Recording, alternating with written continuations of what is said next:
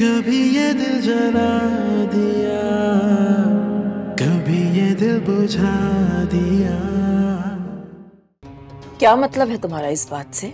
जो लड़की हर दूसरे दिन अपने मैके आ जाती थी, अब वो इतने दिनों से यहाँ झांक भी नहीं रही। कहीं उसके ससुराल में कुछ हो तो नहीं गया? एक बार फोन करके पता तो करें।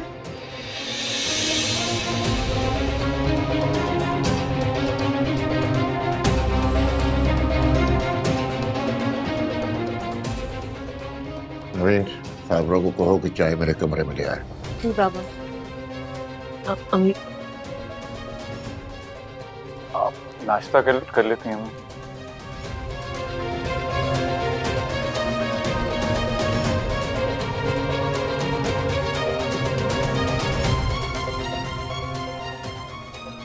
नहीं, तुम तो कर लो नाश्ता। आप लोग करें।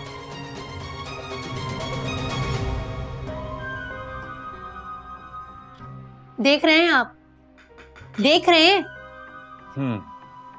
मेरे साथ तो बैठ के किसी को नाश्ता करना ही नहीं है, और फिर आखिर में कसूरवार आप मुझे ही ठहराएंगे। मेरी गलती है, मैं नहीं बैठ के इनके साथ नाश्ता करती। तुम्हारा कसूर हो या ना हो किरण, तुम इस काबिल ही नहीं हो कि यहां बैठकर नाश्ता कर सको। आज के बाद हम कभी नीचे नहीं आएंगे, समझे तुम?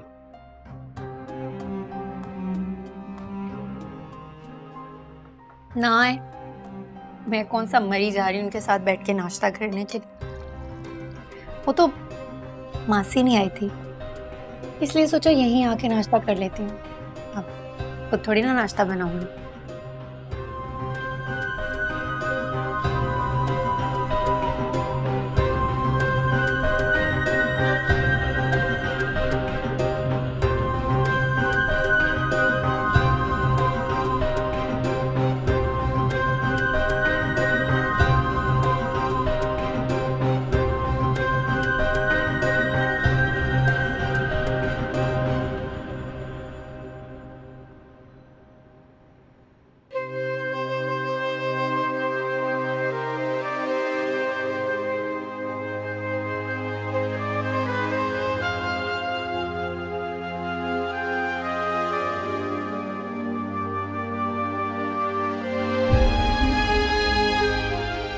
होने वाली बहुओं के लिए तो करोड़ों रुपए के महर लिख के दे रहे हैं, और दामाद को देने के लिए उनके पास कुछ नहीं।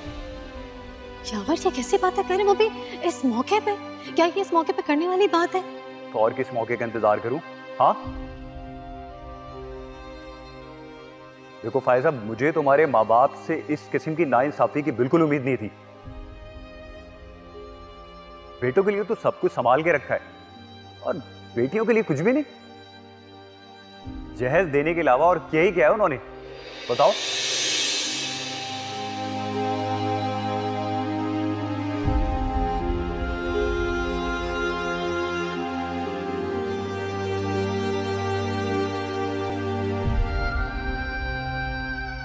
आज ही जाकर अपने बाप से बात करो, मुझे कारोबार के लिए 1 करोड़ रुपया चाहिए। मगर अभी 2 साल पहले बाबा ने आपको 50 लाख दिए थे। अरे रात गई बात गई, वो 50 लाख रुपए उन्होंने उधार दिए थे, और वापस भी तो कर दिए थे मैंने उन्हें। यावर, आप झूठ क्यों बोल रहे? आपने तो वो पैसे वापस नहीं किए, बल्कि बाबा ने उन पैसों को तो तकाजा भी नहीं किया। अरे भाई, कारोबार चलाने के लिए हर साल इन्वेस्टमेंट करना पड़ती है, वरना कारोबार ठप हो जाता है। जाओ जाकर अपने बाप से बोल दो।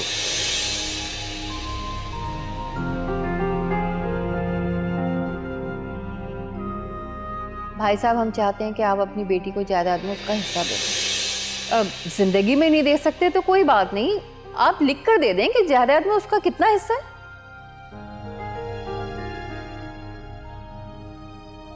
भाई साहब, मैं जानती हूँ आपको मेरी बात बहुत नामुनासिब लगेगी, लेकिन देखें, सच्ची और कड़वी बात तो यही है कि आजकल के भाइयों पे बिल्कुल भरोसा नहीं किया जा सकता। यावर के वालिद ने भी अपनी जिंदगी में सबको बराबर का हिस्सा दे दिया था। उनके बाद ना कोई झगड़ा हुआ ना फसाद। इस्लामी कानून के रोज़ से जिसका जितना हिस्सा बनता था उसको दे दिया। हम भी यही चाहते हैं कि आपकी बेटी को आपकी जायदाद में से उसका हिस्सा मिल जाए। देखें, ये सब कुछ हम अपने लिए थोड़ी ना कह रहे हैं, इसमें आप ही की बेटी का फायदा है।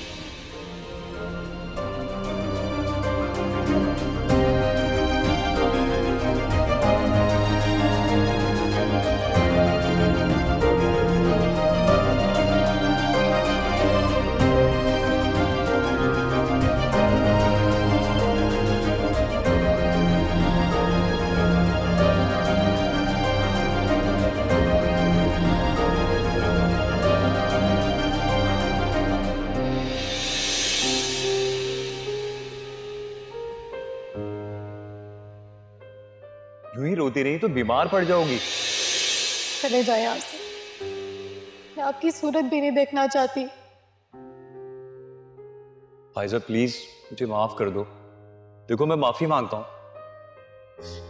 यार तुमने मुझे धोखा दिया है, मुझे बगैर बताए मेरे माँ बाप से इतनी बड़ी रकम ली है। उन्होंने वो रकम अपनी खुशी से दी थी और तुम्हारी खातिर तो दी थी, और उन्हीं की ख्वाहिश पे मैंने ये बात तुमसे छुपाई।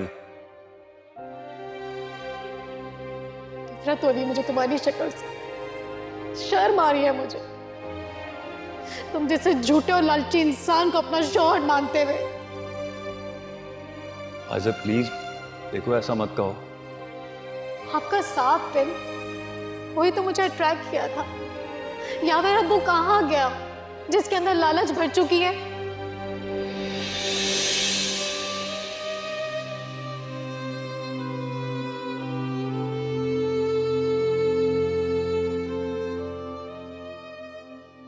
कहीं जा रहे? हाँ बस जरा दोस्तों ने कहा था कि मिल लो तो वहां जा रहा था। कब तक आएंगे? ये देर भी हो सकती है, शायद सुबह भी आऊं। शर्ट अजीब सी लग रही है। अच्छा ठीक नहीं लग रही? अच्छा मैं चेंज करके आता हूँ।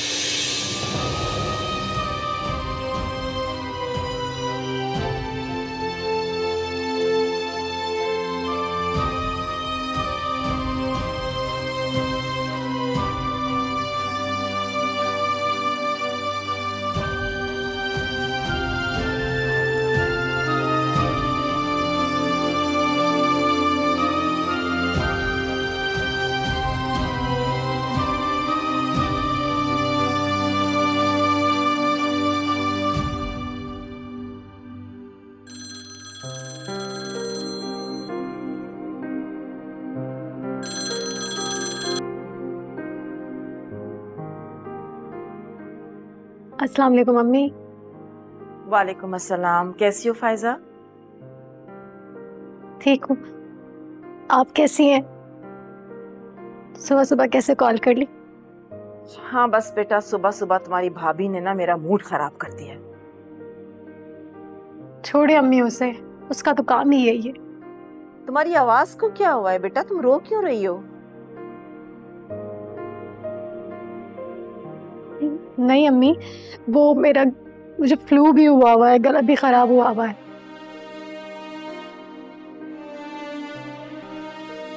उसकी वजह से ना आवाज चेंज हुई है। अच्छा अपना ख्याल रखा करो बेटा। दवा ली तुमने? जी जी मैंने ली है दवाई। देखा इस मनूस की कितनी काली जबान है। क्या कह रही थी?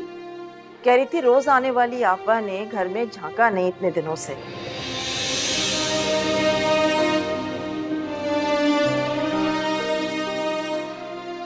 जरा पता तो कर लें कि तबीयत तो ठीक है उनकी कि नहीं। वाकई इसकी बहुत काली जबान। बाजी वो। अच्छा अम्मी, मैं आपसे बाद में बात करती हूँ। अच्छा फायजा, अपना ख्याल रखना तबीयत का। अच्छा, अल्लाह तुम्हें खुश रखे। अपना ख्याल रखिएगा। अल्लाह हाफिज। अल्लाह हाफिज।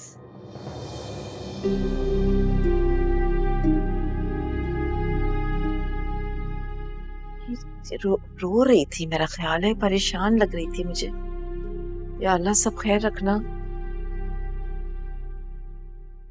वो बाजी आपने बैलेंस का कहा था ना, हो गया। अच्छा एक मिनट।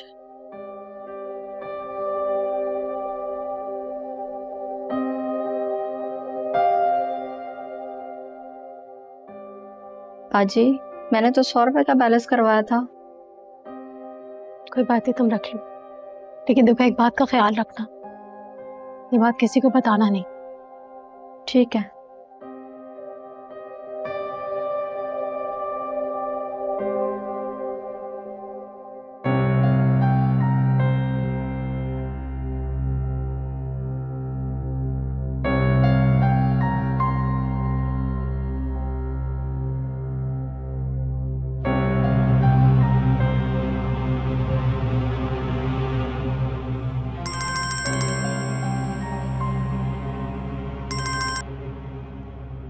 हेलो,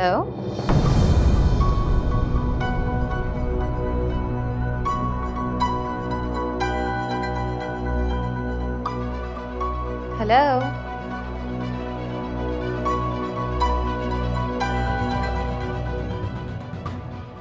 जब बात नहीं करनी तो फोन क्यों किया है? क्या हुआ फ़हीमा?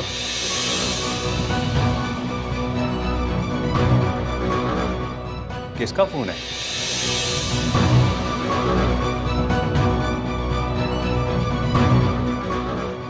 पता नहीं डार्लिंग, आवाज नहीं आ रही।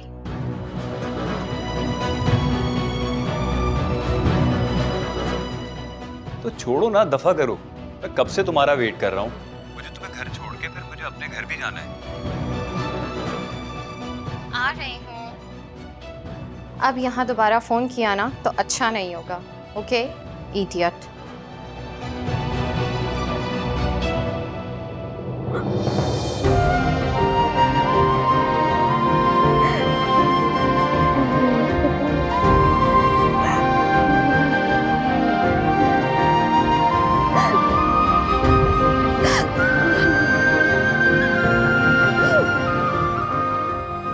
क्या हो गया आपको?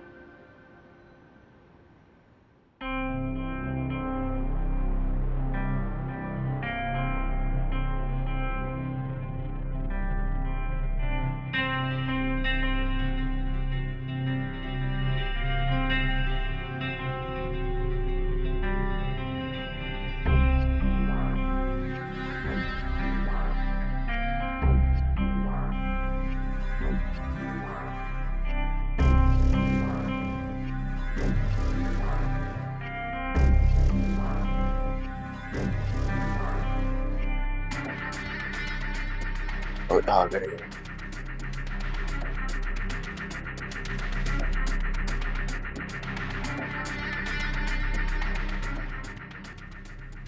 हेलो।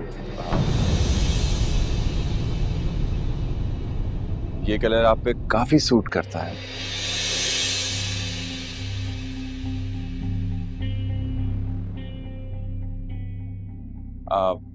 वो एक्चुअली मैं आपसे शादी करना चाहता हूँ।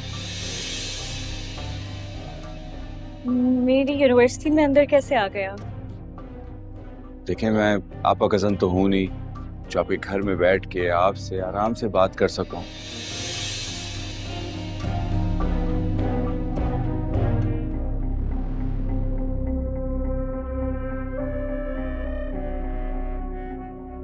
एक अजनबी हूँ तो मेरे पास सिर्फ यही रास्ता था। मैं क्या कर सकता हूँ और कोई तरीका नहीं सूझा मुझे।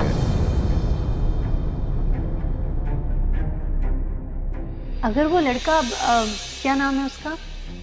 कामरान। हाँ कामरान। देखो, अगर वो इतना ही अच्छा है, तुमसे शादी करना चाहता है, तो क्यों नहीं? इस तरह अंकल और आंटी की टेंशन भी खत्म हो जाएगी। तुम क्या सारी जिंदगी बस पढ़ती रहोगी, शादी नहीं करोगी?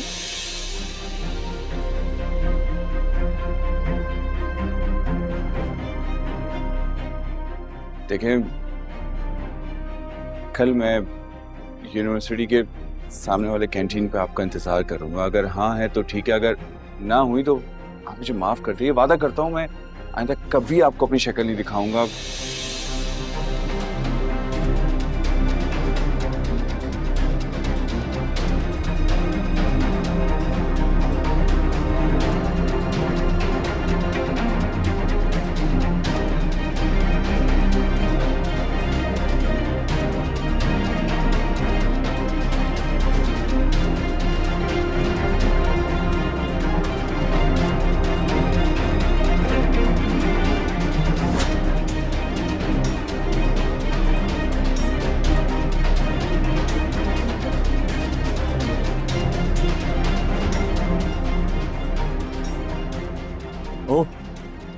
ये मासूम बनने की एक्टिंग कितनी मुश्किल होती है भाई।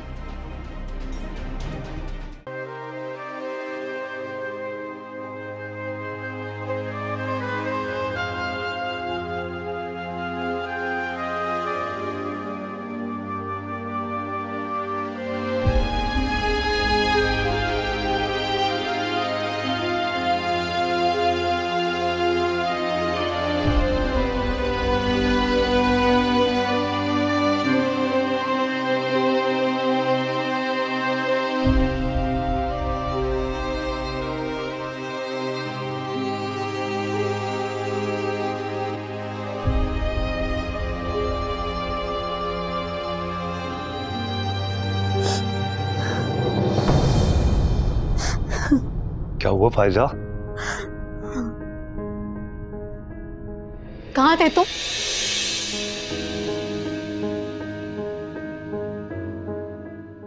और ये फहीमा कौन है?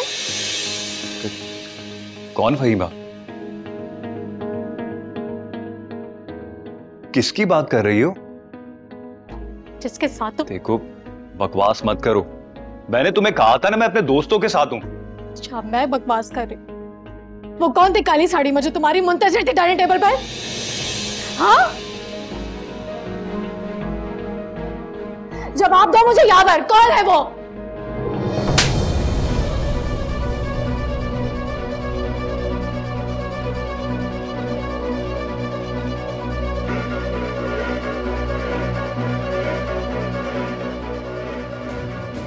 मेरी बीवी है।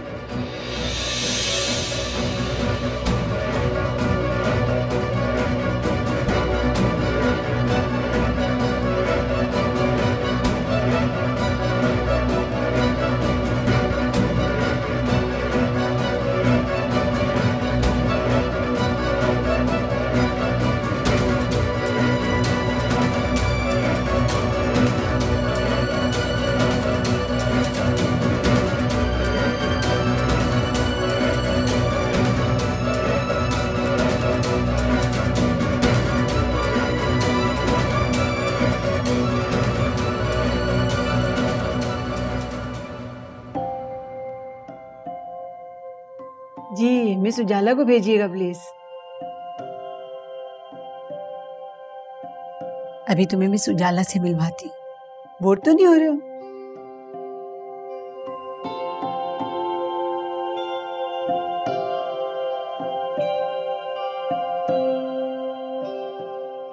आपने बुलाया मुझे मैम?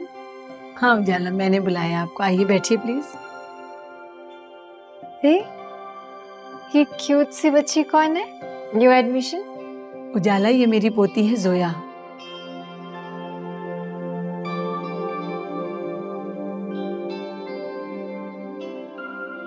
लास्ट वीक अपने बाबा के साथ अमेरिका से आई है। अच्छा कौन सी क्लास में पढ़ती है जोया? अमेरिका में तो ग्रेड 1 में थी, अब यहाँ देखें किस क्लास में एडमिशन मिलता है।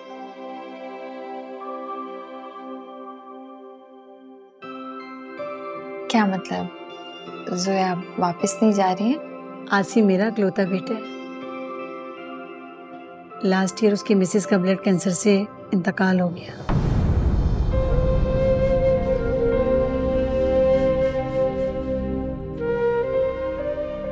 वो बहुत परेशान हो गया था और फिर उसके साथ छोटी बच्ची को संभालना उसके बस में नहीं रहा।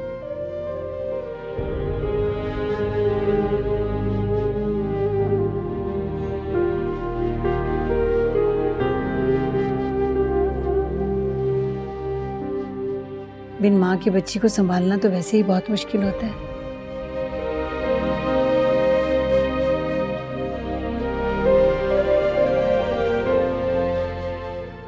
फिर मैंने उसे कहा तुम वापस आ जाओ मेरे पास। सॉरी मैम, मुझे सुनकर बहुत अफसोस हुआ है।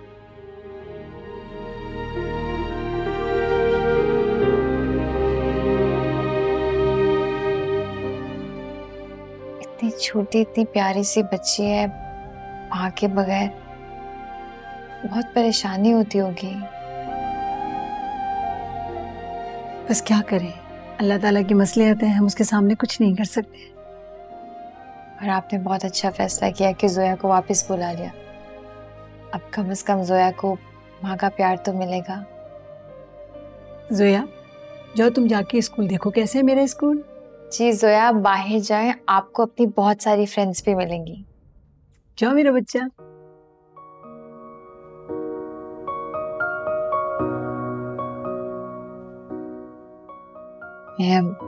मुझे जानकर वाकई बहुत अफसोस हुआ है। जोया बहुत मासूम है। आप तो इसका दुख समझ सकती हैं ना मिस उजाला। बिल्कुल।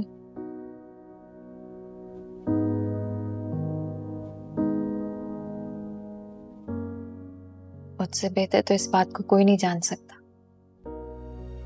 कि बाप की उंगली पकड़कर तितलियों के पीछे भागने वाली उम्र में जब आपको धक्के पड़े,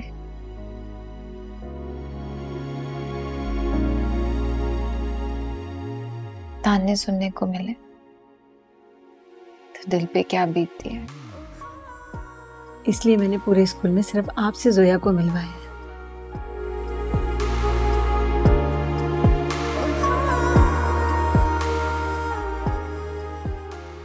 और मैं सोच रही हूँ कि जब तक इसका किसी दूसरे स्कूल में एडमिशन नहीं होता, इसे रोज अपने साथ लेकर आ जाया करूंगी। कम से कम इसका दिल ही बहल जाएगा। आपने बहुत अच्छा सोचा है। ठीक है बाप जाए, बहुत शुक्रिया। ठीक है, मैं जोया को भी देख लेती हूँ।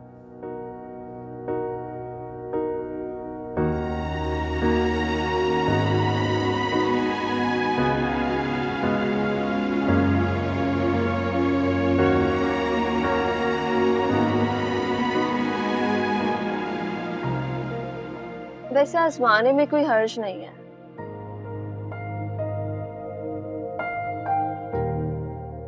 फिर ये मोहब्बत तो नहीं हुई ना?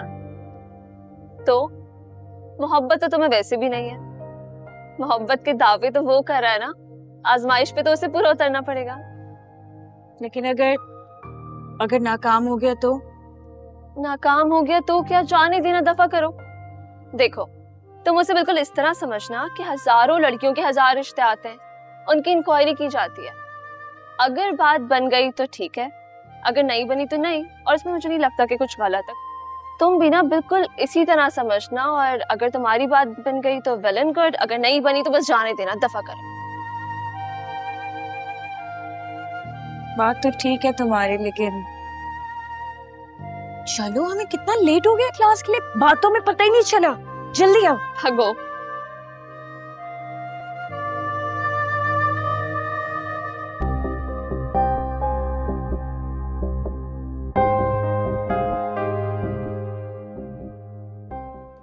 ये क्या कर रही हो तुम? जो बहुत पहले कर लेना चाहिए था। देखो फायजा, तुम बात को बढ़ा रही हो। और तुम क्या चाह रहे हो कि तुम्हारी दूसरी शादी का सुनकर रोऊं, अफसोस करूं और पूरी उसी तरह तुम्हारे साथ रहने लग जाऊं?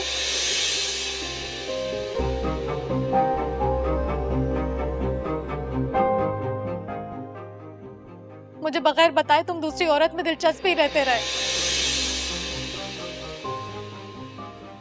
और फिर उसके साथ तुमने शादी भी रचा ली। मुझे कह रहे हो मैं बात को बढ़ा रही हूं, या फिर तुमने मुझे चीट किया है? देखो, दूसरी शादी मेरा हक है। हक? और तुम्हें अपने फराइज याद है?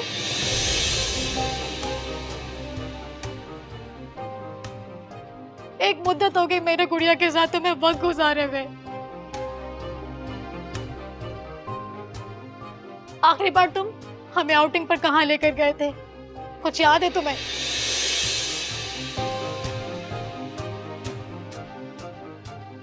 नहीं ना? गुड़िया का बर्थडे लास्ट मंथ मैंने तुम्हें याद कराया था। गुड़िया कौन से स्कूल जाती है तुम्हें कुछ नहीं पता।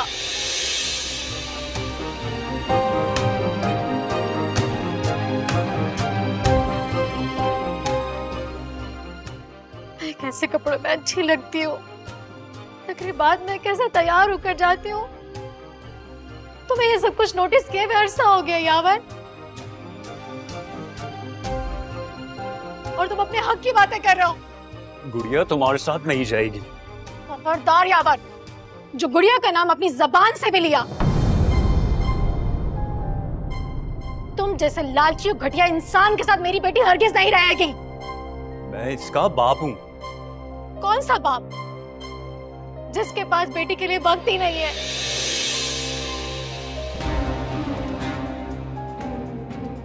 जो मेरे बाप से पैसे लेके दूसरी औरत पर उठा रहा है।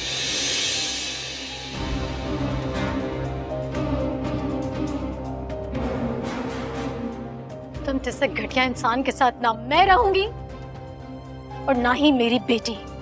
ओके ओके जाओ, मुझे भी तुम जैसी औरत के साथ रहने का कोई शौक नहीं जो मुझे बेटा ना दे सके। फायजा, फायजा, फायजा, नहीं मेरा बेटा, नहीं मेरा बच्चा घर छोड़ के नहीं जाओ। क्या कर दिया तुमने यावर ये?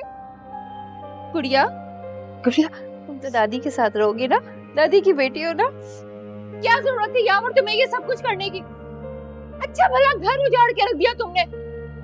घर मैंने ये उजाड़ रही है, मैंने इसको जाने के लिए नहीं कहा। मैंने फैसला कर लिया।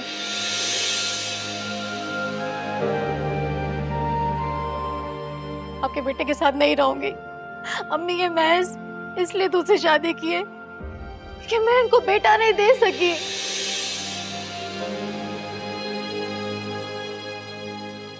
अल्लाह ने इतनी प्यारी सी बेटी दी है, इसका शुक्र नहीं अदा करते ही। ऐसा सही कह रही है यावर, क्यों किया तुमने ये सब कुछ? वो औरत न जाने कौन है, कहां से उठकर आई है, किस किरदार की है। अच्छी भले खुशगवार जिंदगी तुम गुजार रहे थे, खुशहाल थे, फिर क्या जरूरत थी तुमको ये सब कुछ करने की? नहीं, वो एक अच्छी औरत है, पढ़ी लिखी है और फिर जॉब भी करती है। पढ़ी लिखी तो फायजा भी है।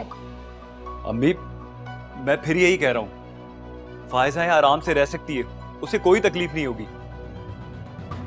मैं एक शर्त पे इस घर में रहूंगी, ये अभी और इसी वक्त उसे तलाक दे। तलाक तो मैं नहीं दे सकता।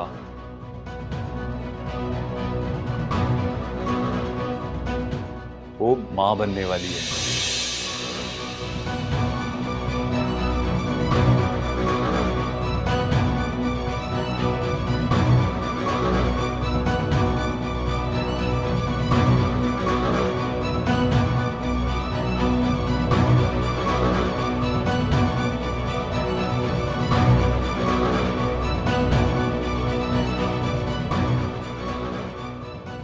अगर उससे भी तुम्हारी बेटी हो गई तो?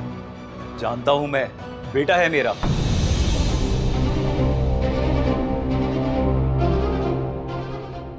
चलो गुड़िया। फायजा, फायजा बेटा, जल्दबाजी में गुस्से में कोई गलत कदम नहीं उठाओ, रुक जाओ। मम्मी मैंने बहुत सोच समझ कर फैसला किया है।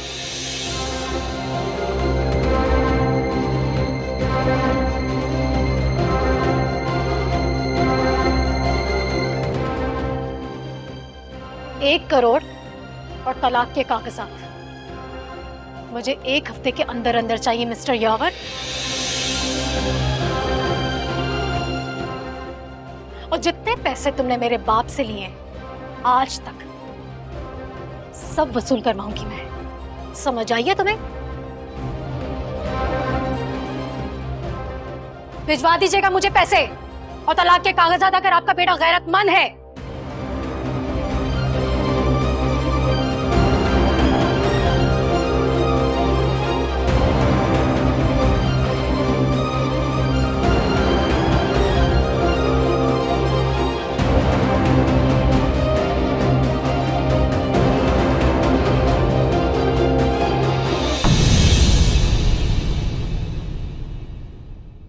लेकिन मैं किसी के डर से आपको इग्नोर नहीं कर रही हूँ।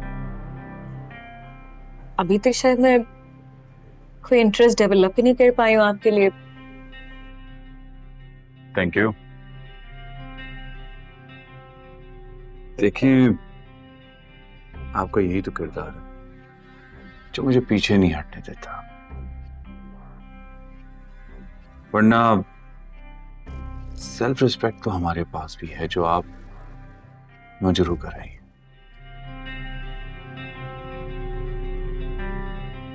क्या चाहते हैं आप मुझसे? दोस्ती?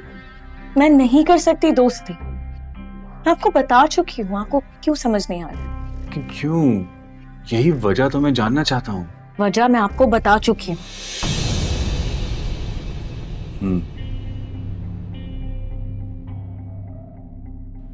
देखिए, एक्चुअली मैं आपको कुछ बताना चाहता था। मेरा एक बड़ा भाई है, उसे एक लड़की पसंद आई। देखते साथ ही उसने रिश्ता भेज दिया, उन दोनों की शादी हो गई बड़ी धूमधाम से।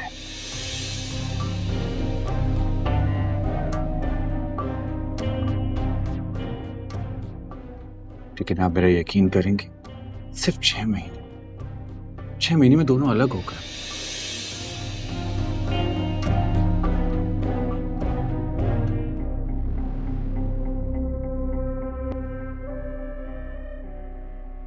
देखिए, मैं आपसे मोहब्बत करता हूं,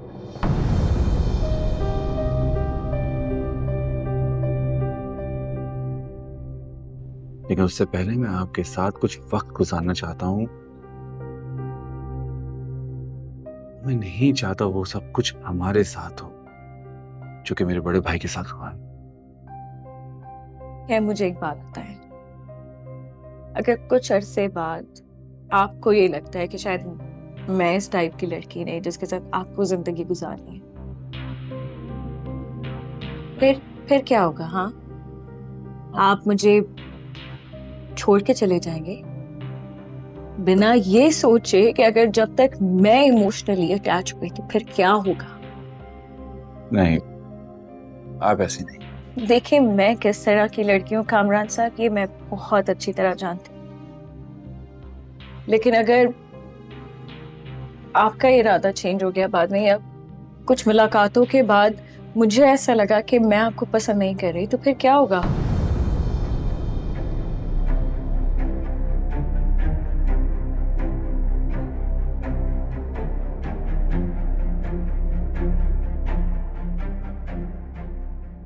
कि मेरी बात समझने की कोशिश करें। अगर आप वाकई इंटरेस्टेड हैं मुझ में, तरीके से मेरे घर आए अपने पेरेंट्स के साथ, जिस तरह होता है, जो तरीका है, फिर अल्लाह पे छोड़ दें, फिर देखा जाएगा।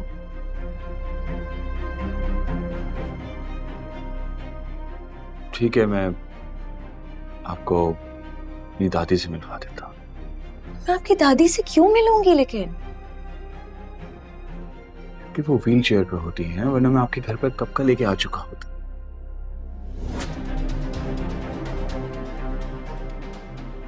मैं आपके पेरेंट्स की बात कर रहे हैं कामरान, तो पेरेंट्स को लेकर आए। हाँ, लेकिन जब आप रिश्ते के लिए मान जाएंगी तो मैं अपने पेरेंट्स को भी बुलवा लूंगा, क्योंकि वो कनाडा में होते हैं ना, इसलिए।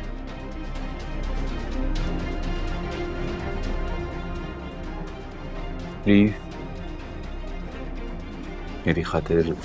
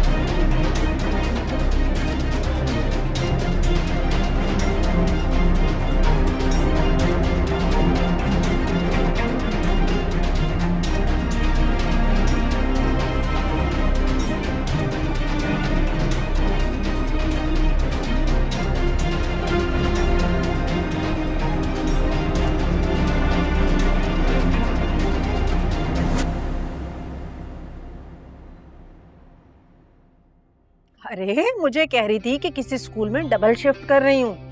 हाँ, तेरी माँ के सामने झूठ चल सकता है? किसी होटल में वेटरनी बनी हुई है नवाबजादी। क्या? तो फिर तुझे कैसे पता चला? अरे दोनों बहनें किचन में बातें कर रही थी, मैंने चुपके चुपके सुन लिया। और बख्तियार भाई? उनको पता है इस बारे में? अल्लाह जाने। वैसे थोड़ा बहुत खर्च दे देती होगी, वो बेचारा गैरत का मारा चुप रहता है।